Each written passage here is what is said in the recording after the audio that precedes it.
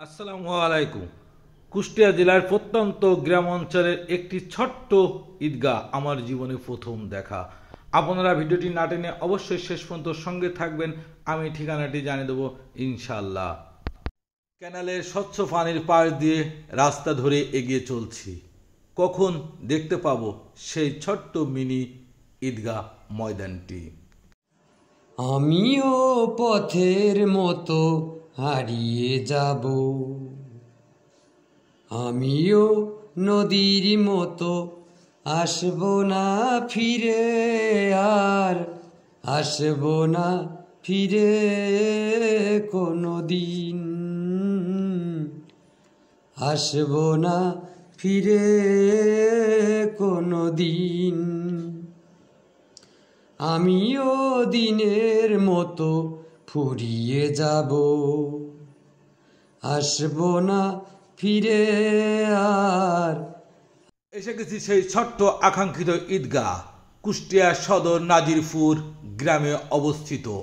দেখুন কি সুন্দর একটি জায়গা, যেখানে ঈদগাহটি এতটাই ছোট যা বলে বোঝানোর না। চলুন যাই, দেখে আসি, আর তর সচ্ছে না।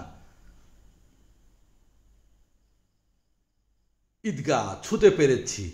ওহ কি সুন্দর, দেখুন আমার উচ্চতার সমান এই ঈদগাহটা, একদম মাটির থেকে খুবই ছোট্ট। আমার জীবনে প্রথম এত ছোট্ট একটি ঈদের নামাজ আদায় করা ঈদগাহ ময়দান দেখতে পারলাম।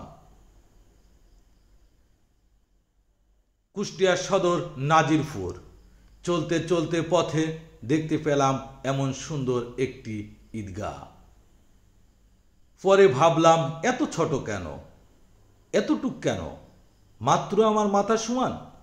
তারপরে দেখি চতুর্দিকে প্রচুর বালি দিয়েছেন। এই বালিটা দেখুন, তবে বেশি দিইনি, সম্ভবত 8-10 ইঞ্চি উচ্চতা হবে। তাতে করে কিভাবে ঈদগাহ এত ছোট হয়ে যায়, আসলেই পরে বুঝলাম এই ঈদগাহটি অনেক ছোট করেই তৈরি করেছিল, আরও মাটি দেওয়ার কারণে আরও ছোট হয়ে গেছে।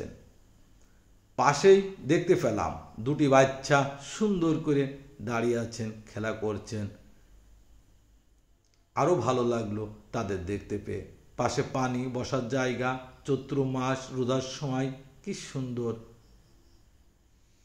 স্রষ্টার সৃষ্টি প্রাকৃতি দেখার নেশায় ঘুরতে ঘুরতে অনেক সুন্দর কিছু দেখতে পাই, যেগুলি হয়তো ঘরে বসে থাকলে দেখা সম্ভব হতো না।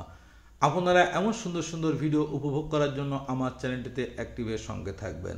সবাই ভালো থাকবেন, সুস্থ থাকবেন, নিরাপদে থাকবেন, আমার জন্য দোয়া করবেন। খুদা হাফেজ।